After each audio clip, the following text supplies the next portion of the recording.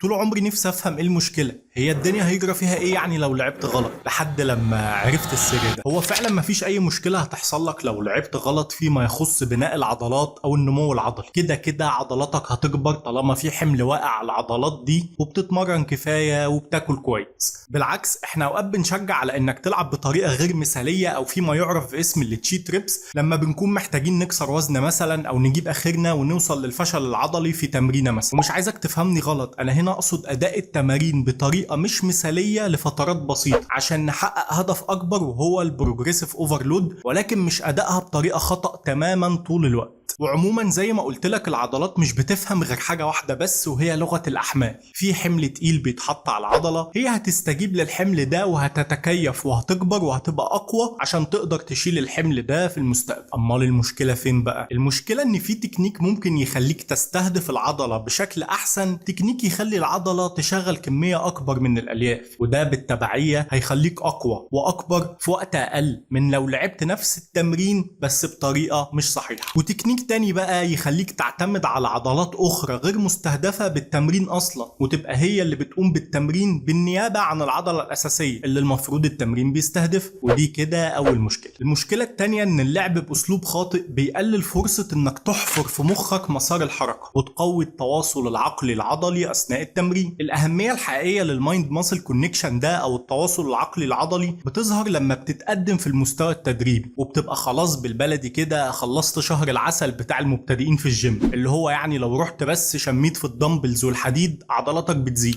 عكس المتقدمين بقى او اللي بقالهم سنين بيتمرنوا، ممكن يقعد سنة كاملة عشان يزيد له نص كيلو عضل صافي بس، وده لانه بيكون وصل للحد الاقصى او سقف التطور العضلي الطبيعي بالنسبة لجسمه. فلو انت مستواك متقدم مفيش حاجة بتزود المايند ماسل كونكشن زي اللعب بتكنيك صحيح وعدات بطيئة، وانك تركز على العضلات الاساسية المستهدفة من التمارين وتتخيل الحركة في مخك اثناء التمرين، وكمان تقلل من عزل العضلات المساعدة الاخرى الغير مستهدفة من التمرين. المشكلة التالتة بقى لو بتلعب غلط، ودي اهم واحدة وعشان كده انا سايبها للاخر، وهي انك هتتصاب.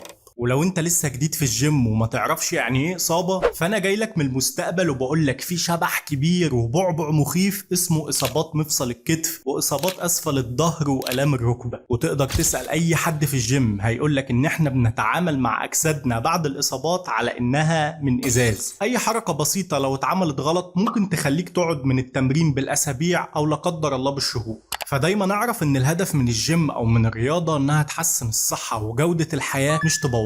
واعتقد كده بقى انت خلاص عرفت السر المهم ورا انك لازم تلعب صح يا فورمة.